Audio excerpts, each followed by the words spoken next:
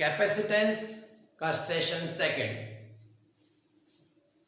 Question number 10, find out capacity of parallel plate capacitor when different medium of different thickness filled between the plates। Article number 8 में हमने dielectric medium completely field किया था। Article number 9 में dielectric medium partially field किया था, means air भी है और मीडियम भी है।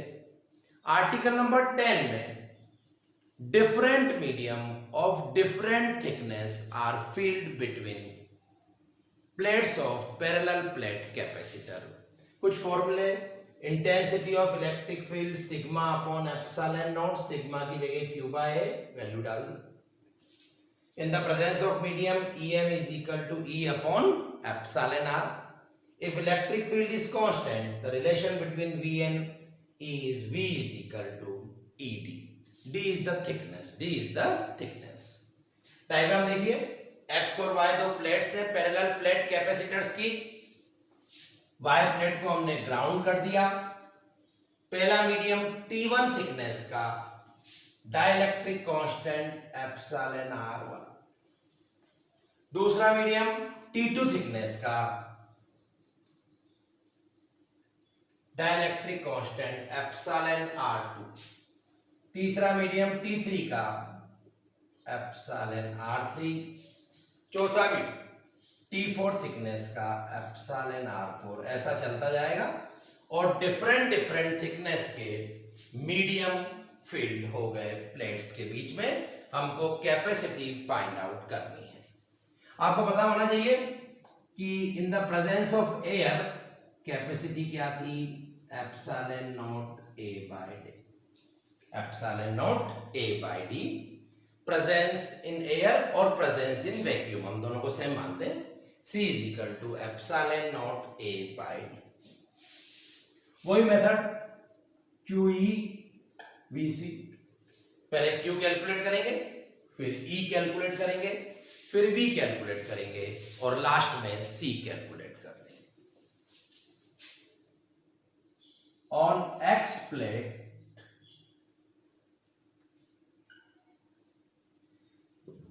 charge is plus Q, Y plate charge is minus। Common चीज है। अब अलग अलग थिकनेस, ये मीडियम अलग है, ये मीडियम अलग है, ये मीडियम अलग है, तो फर्स्ट मीडियम में इंटेंसिटी ऑफ इलेक्ट्रिक फील्ड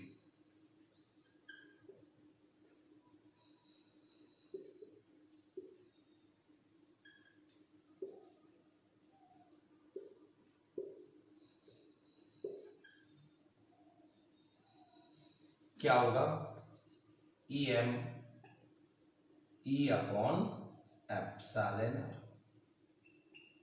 आप बोलोगे सर E एयर क्यों नहीं निकाली, एयर है ही नहीं, अलग अलग मीडियम है। EM is equal to E upon epsilon. First medium के लिए ये हो जाएगा। E की वैल्यू हमको पता है कितनी होती है, सिग्मा अपॉन एप्सिलॉन। सिग्मा का हमको आइडिया है कितना, Q by A epsilon. Similarly second medium के लिए मैं लिख सकता हूं EM two E upon epsilon R2, sigma upon epsilon naught epsilon R2, Q upon A epsilon naught epsilon R2। Third medium के लिए EM3 E upon epsilon R3, sigma upon epsilon R3, Q upon A epsilon naught epsilon R3। तो charge calculate हो गया, intensity of electric field calculate हो गई सब medium में। ऐसे ही EN कैलकुलेट कर लूंगा मैं, तो वो हो जाएगा Q upon A epsilon naught epsilon R। ये आप नोट कर लें एक बार।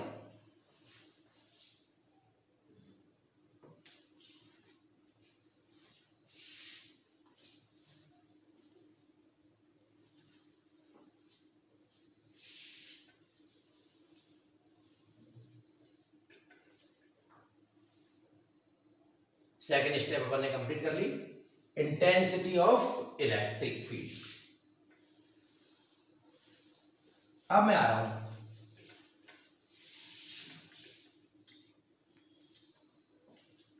Third, potential. Potential on first medium, V is equal to ED, VM1 EM1, medium की थिकनेस कितनी है T1, VM1 Q upon A epsilon naught epsilon R1 T।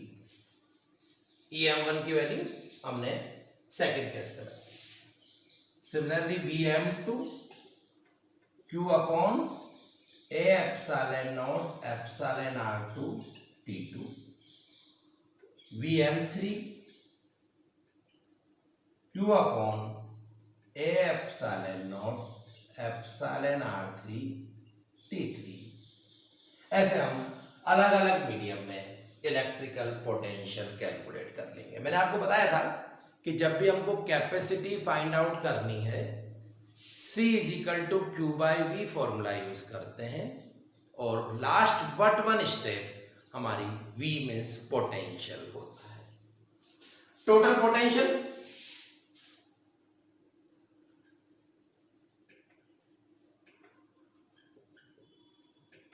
V is equal to VM1 VM2 VM3 VM1 की value Q upon A epsilon naught T1 epsilon R1, Q upon A epsilon naught T2 epsilon R2,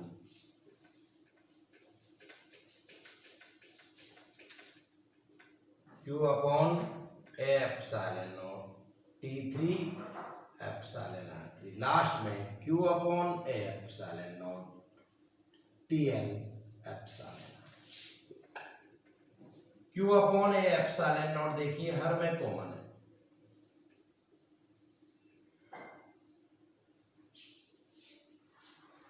क्या बचा T1 upon epsilon R1, T2 upon epsilon R2, T3 upon epsilon R3, Tn upon epsilon. V calculate हो गया। अब fourth step C calculate करना है। C कैसे calculate होगा? C is equal to Q by V। Q V किसकी value है? Q upon epsilon naught T1 upon epsilon R1, T2 upon epsilon R2,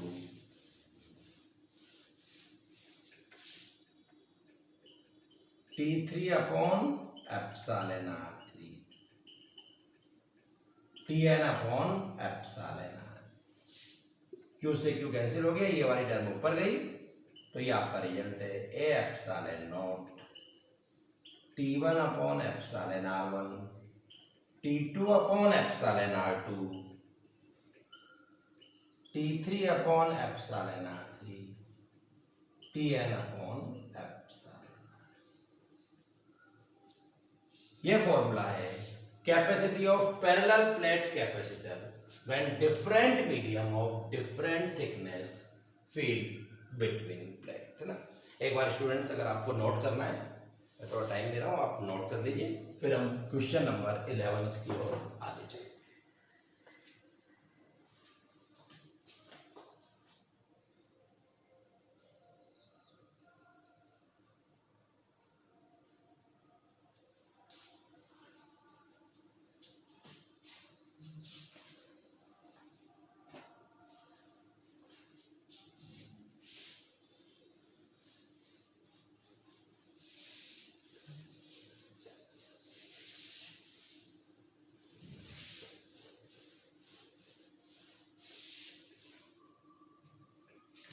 question number 11,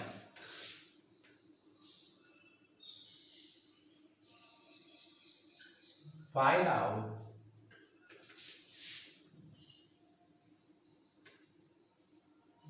capacity of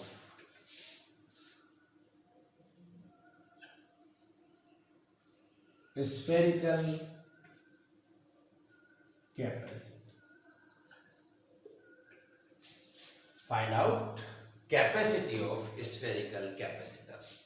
अभी तक हम read कर रहे थे पैरेलल प्लेट कैपेसिटर, अब हमारे पास है स्फेरिकल कैपेसिटर। डेफिनेशन में बोल रहा हूं, to concentric sphere having equal and opposite charge placed very near to each other, then this type of arrangement is called spherical capacitor. एक बार रिपीट करता हूं, two concentric sphere having equal and opposite charge placed very near to each other, then this type of arrangement is called spherical capacitor. कुछ फॉर्मूले जो इसमें use होंगे मैं यहां पे लिख रहा हूं।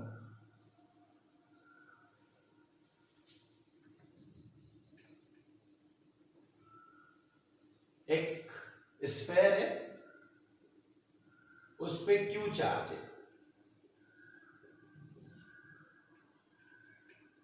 रेडियस आर, तो पोटेंशियल सरफेस पे कितना होगा, K Q by R. Potential inside कितना होगा, के क्यू बाय आर। इस चीज को मैं पोटेंशियल वाले डेरिवेशन में एक्सप्लेन कर चुका हूं कि कंडक्टिंग सरफेस या स्फेरिकल शेल की सरफेस पे जो पोटेंशियल होता है वही पोटेंशियल उसके अंदर या इनसाइड भी होता है। जो पोटेंशियल उसकी सरफेस पे है वही पोटेंशियल उसके इनसाइड भी होता है। तो मैं स्टार्ट करता हूं, find out capacity of spherical capacitor. तो हमने बताया स्फेरिकल कैपेसिटर होते क्या है, two concentric sphere having equal and opposite charge placed very near to each other, then this type of arrangement is called spherical capacitor. सबसे पहले diagram देखिए, ये मेरे पास एक स्फेयर बन गया, centre O, radius R1। Concentric का मतलब सेंटर से है, ये दूसरा स्फेयर जिसकी रेडियस कितनी है R2।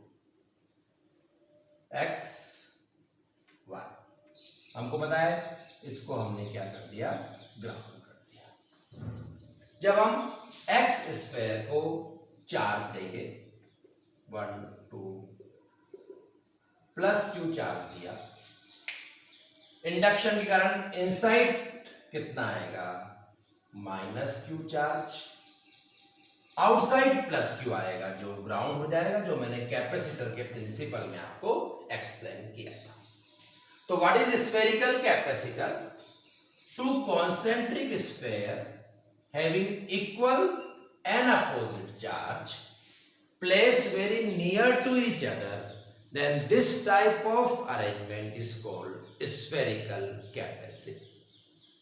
Now इसको सॉल्व करने की मैंने कुछ स्टेप बना रखी है, Q V V C। आपने देखा होगा जब मैं पैरेलल प्लेट कैपेसिटर कर रहा था तो मैंने स्टेप्स क्या बनाई थी, Q E V C। यहां पे Q V V C, क्योंकि C कैलकुलेट करने के लिए Q बाय V हमको V की रिक्वायरमेंट होती है। First,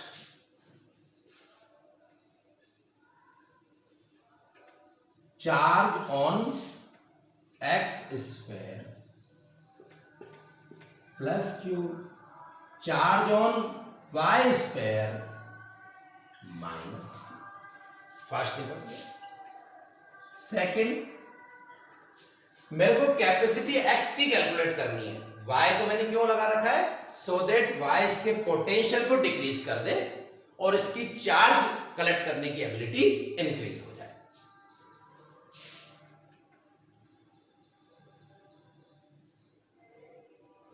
due two plus q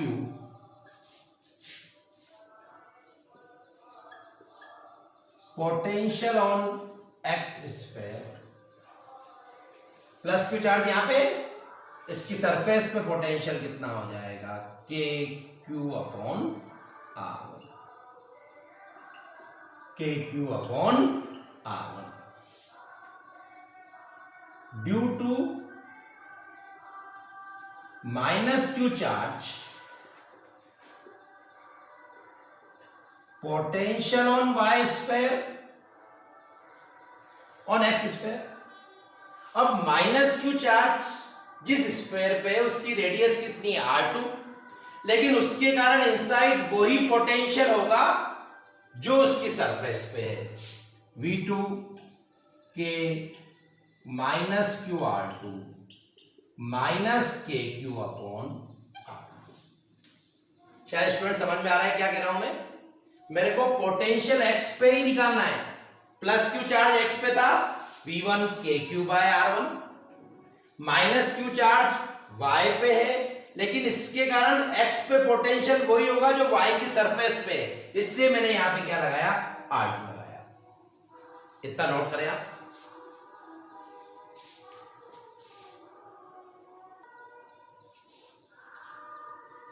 समझ में आया आपको?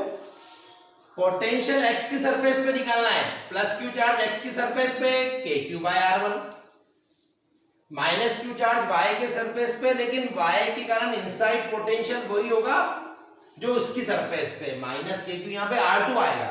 क्यों? क्योंकि इस पे जो पोटेंशियल है वही इसके कारण इनसाइड भी होगा।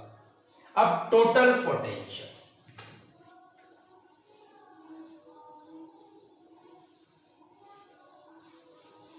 पोटेंशियल स्केलर क्वांटिटी है, ऐड करने में कोई प्रॉब्लम नहीं है। V is equal to V1 plus V2 k Q by R1 के माइनस क्यू अपॉन R2, के क्यू अपॉन R1 माइनस के क्यू अपॉन R2, के क्यू कॉमन, यहां बचा 1 अपॉन R1, यहां पे 1 upon R2, R1 R2 LCM लिया, यहां पे R2 माइनस R1। तो थर्ड स्टेप हमारी कंप्लीट हुई, हमने पोटेंशियल कैलकुलेट कर दिया। अब मेरे को फोर्थ में कैपेसिटी फाइंड आउट करनी है। क्या फाइंड आउट करनी है? कैपेसिटी, बस Q बाय V। तभी मैं कहता हूं कि जब भी आपको कैपेसिटी फाइंड आउट करनी है, लास्ट बट वन स्टेप क्या होगी अपनी, V। Q, V की वैल्यू रखी, के Q R2 minus R1, R1 R2, Q से Q गया, R1 R2 ऊपर चला गया, के R2 माइनस R1, 1 अपॉन के की वैल्यू मेरे को यहां पे पुट कर देनी है। We know that k is equal to 1 upon 4 pi epsilon naught. क्या जानते हैं हम? k is equal to 1 upon 4 pi epsilon naught. तो 1 अपॉन k कितना हो जाएगा? 4 पाई एप्सिलॉन नॉट। यहां पे वैल्यू पुट कर दी, 4 pi epsilon not R1 R2 upon R2 minus R1। तो ये कैपेसिटी है स्फेरिकल कैपेसिटर की, 4 pi epsilon not R1 R2 upon R2 minus R1।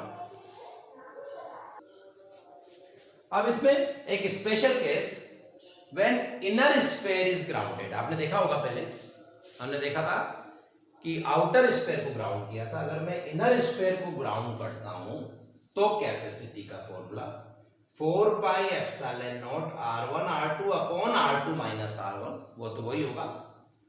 ये स्फेरिकल कंडक्टर की कैपेसिटी और ऐड हो जाएगी, 4 पाई एप्सिलॉन नॉट R2। तो हम कह सकते हैं कि स्फेरिकल कैपेसिटर में C इंक्रीज हो जाएगा if inner sphere is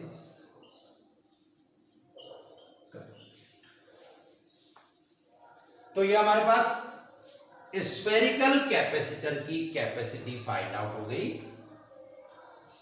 first, जब आउटर स्फीयर ग्राउंड है तो फॉर्मूला खाली ये था 4 pi epsilon not R1 R2 upon R2 minus R1। लेकिन जब इनर स्फीयर ग्राउंड हुआ तो ये और ऐड हो गया 4 पाई एप्सिलॉन नॉट R2।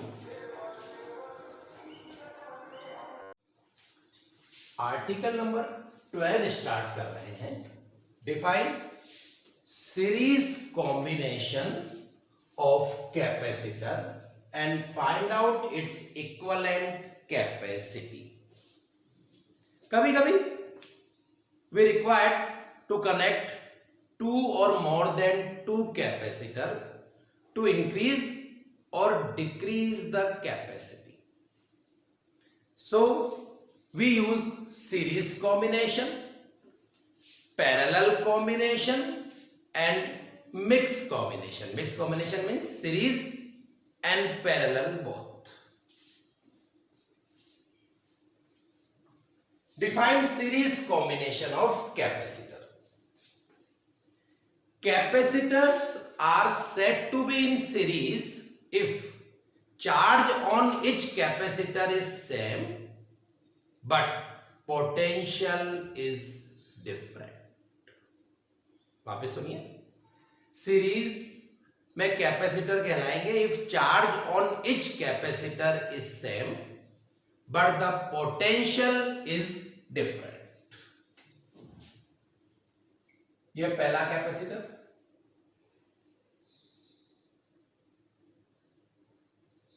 दूसरा कैपेसिटर, तीसरा कैपेसिटर सीरीज में कनेक्ट है bye battery of potential difference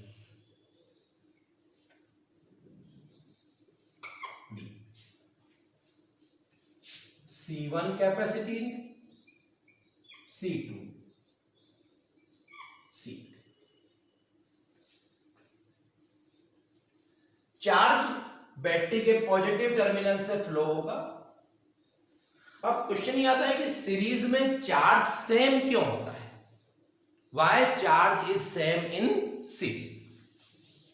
series का मीन्स कोई दूसरा पाथ नहीं है। मैं आपको ऐसे एग्जांपल देकर समझाता हूं। ये एक स्ट्रेट रोड है, यहां पे 100 बाइक जा रही हैं। मैं कहता हूं यहां पे कितनी जाएंगी? 100 बाइक या 100 बाइक, अगर कोई पंचर नहीं हो गलत बात। क्यों? कोई रास्ता ही नहीं है, दूसरा पाथ ही नहीं है, सबके सब यहां जाएंगे। लेकिन मेरा क्वेश्चन का आंसर चेंज हो जाएगा। यहां पे 100 बाइक,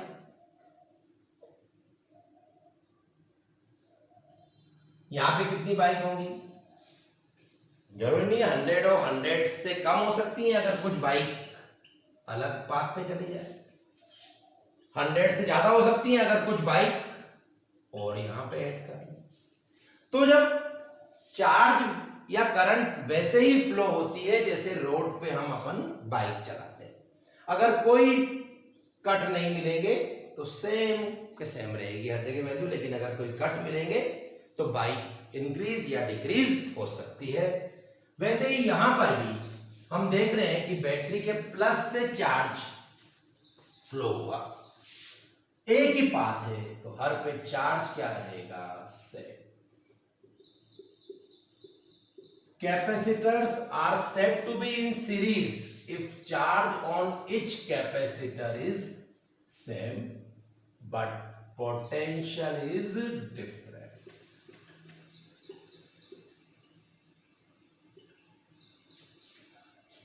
कैपेसिटी कितनी है? C1, C2, C3। चार्ज कितना आ रहा? Q। Potential V1, V2, V3। मेरे को क्या फाइंड आउट करनी है? Equivalent capacity. टोटल पोटेंशियल कितना है? V। टोटल चार्ज कितना होगा? ये कैपेसिटी, ये चार्ज, ये पोटेंशियल। CS इक्विवेलेंट कैपेसिटी, अगर इन तीनों को रिप्लेस कर दूं मैं CS से, तो सर्किट में चार्ज और पोटेंशियल की वैल्यू पे फर्क नहीं पड़ना चाहिए, चेंज नहीं होनी चाहिए, वो वैल्यू मेरे को CS की कैलकुलेट करनी है। Capacitors are said to be in series if charge on each capacitor is same but potential is different. Capacity C1 C2 C3, charge सब पे सेम है, potential V1 V2 V3, we have to calculate the value of CS. We know that Q is equal to CV. For first capacitor I can write C1 V1, V1 Q by C1. Second capacitor के लिए क्या हो जाएगा, V2 charge तो same है, capacity C2। Third के लिए V3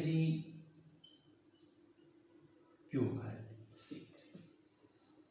total potential V है, V is equal to V1 plus V2 plus V3। V1 की value Q by C1, Q by C2, Q by C3,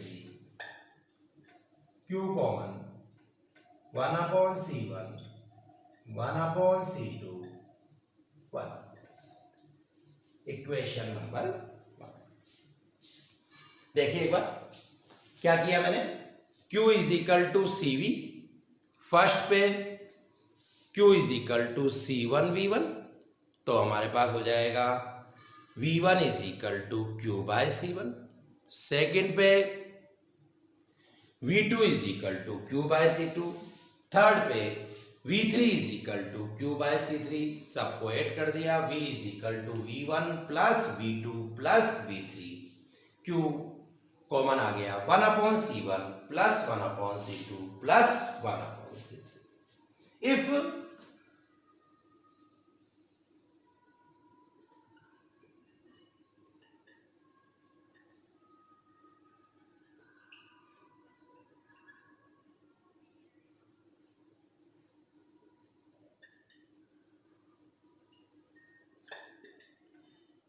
then Q is equal to CSV, V is equal to Q by CS। Equation 1 और equation 2 को मैं compare कर रहा हूं, दोनों equation किसकी हैं, V की। If the equivalent capacity of combination is CS then we can write Q is equal to CSV। दोनों को कंपेयर कर दिया, Q upon CS, Q 1 upon C1, 1 upon C2, 1 upon C।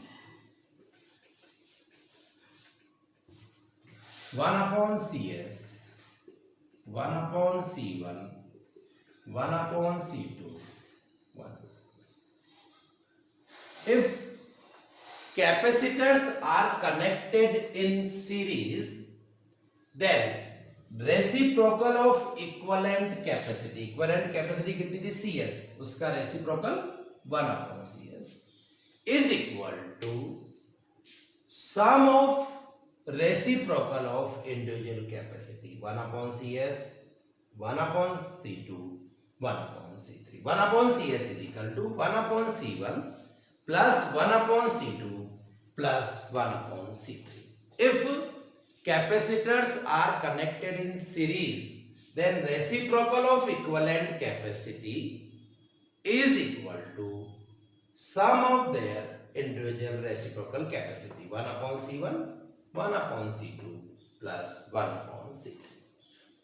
Means अगर मेरे को इन तीनों को रिप्लेस करना है तो किससे रिप्लेस करना पड़ेगा, CS से, और उसकी वैल्यू कितनी होनी चाहिए, 1 upon CS is equal to 1 upon C1 plus 1 upon C2 plus 1 upon C3। CS की वैल्यू C1 से लेस होगी, CS की वैल्यू C2 से लेस होगी, CS की वैल्यू C3 से लेस होगी। It means the value of CS is list of C1, C2, C3। If only two capacitors are connected, if only two capacitors are connected, then what happened?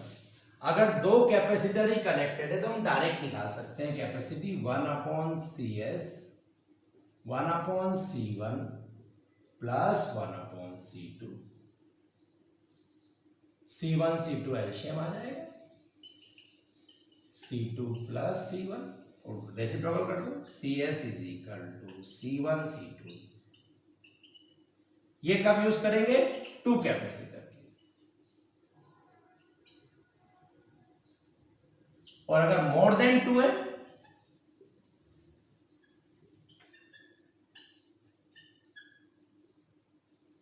तो वही formula use होगा, 1/C1 1/C2 1/C3। तो ये हमारे पास series combination. हमने बताया कि capacitors are said to be in series if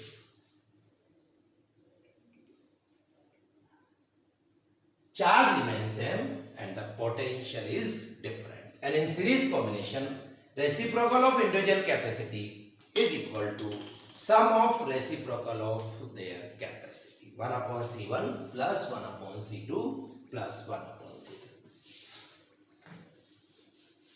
अब एक क्वेश्चन,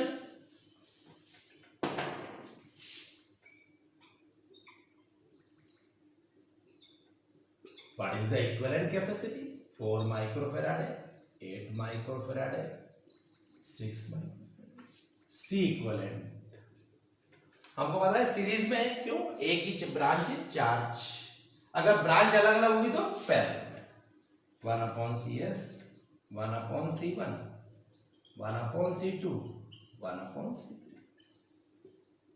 1/4 माइक्रोफेराड अपन बाद में पुट कर देंगे, 1/6। एलसीएम 48 ले लो इसको, 12 6 8 26/48। तो CS कितना हो जाएगा? 48/26 24/13 1.8 माइक्रोफेराड नियरली। और हम क्या देख रहे हैं कि 1.8 की वैल्यू 4, 8 और 6 सबसे क्या है? लेस है। नोट कर लीजिए अब एक बार।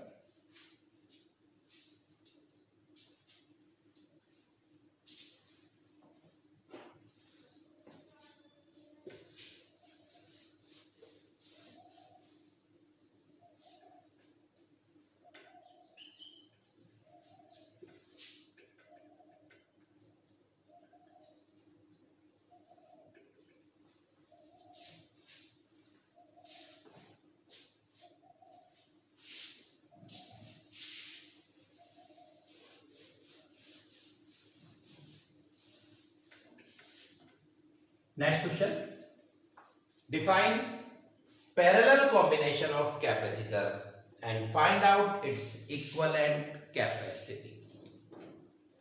Capacitors are said to be in parallel if potential on each capacitor is same but charge is different। एक बार रिपीट कर रहा हूं, capacitors are said to be in parallel if potential on each capacitor is same but charge is different। 3 capacitors हैं मेरे पास,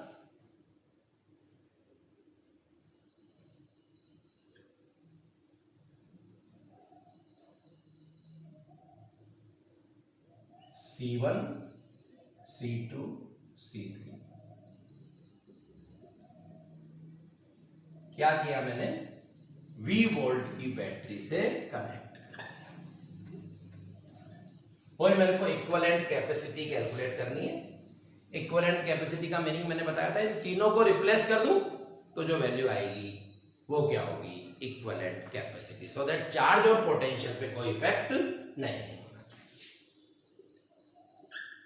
Q charge flow हुआ। अब देखो यहां पे आके चार्ज डिस्ट्रीब्यूट हो गया, 3 पार्ट हो गए ना, यहां पे Q1 Q2 Q3।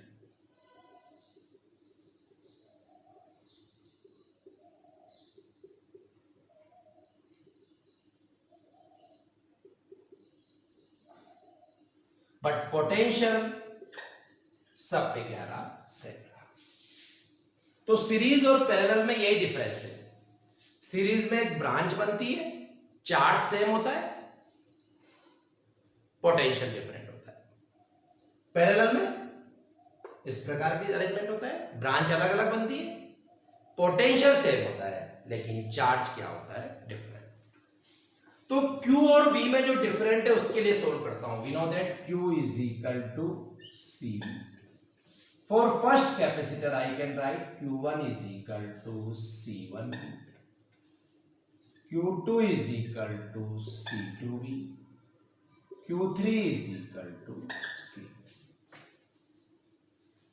Total charge Q1, Q2, Q3। यहां पे कैपेसिटी क्या थी, C1, C2, C3, equivalent capacity CP, Q1, Q2, Q3, total charge कितना Q, V, V, V। Q ही तो डिस्ट्रीब्यूट हो रहा है Q1, Q2 और Q3 में। Q1 की value C1V, C2V, C3, C1 plus C2 plus C3। If equivalent capacity in parallel is CP, if equivalent capacity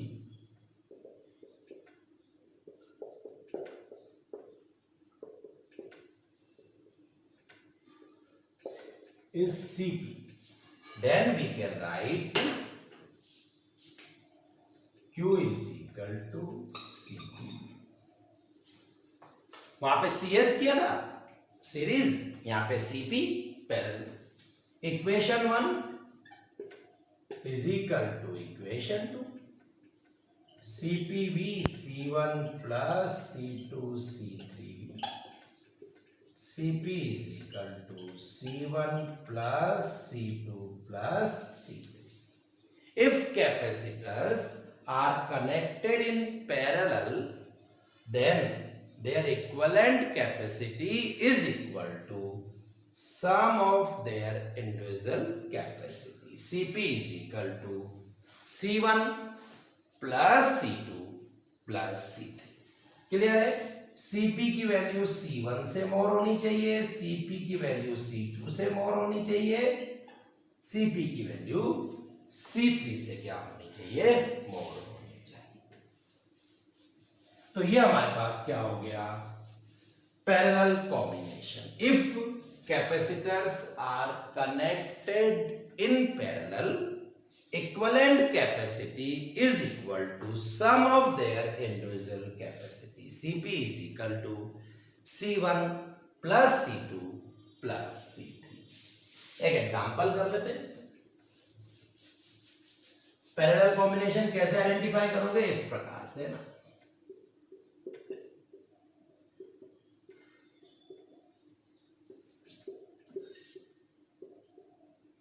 four microfarad है, 8 microfarad है, 6 microfarad.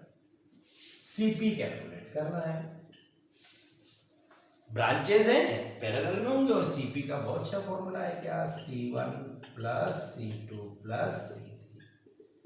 4 microfarad है, 8 माइक्रोफैराड है, और हम देख रहे हैं कि सीपी की वैल्यू 18 माइक्रोफैराड है। 4 से भी मोर है, 8 से भी मोर है, और 6 से भी। इस वीडियो में इतना ही स्टूडेंट्स। होप आप लोगों को समझ में आया होगा series combination, parallel combination. Next video में हम कुछ सीरीज और पैरेलल कॉम्बिनेशन के क्वेश्चंस करेंगे और मिक्स कॉम्बिनेशन के क्वेश्चंस करेंगे। अगर आपको ये वीडियो पसंद आया हो तो इसको सब्सक्राइब, लाइक और शेयर करना नहीं। Have a good day.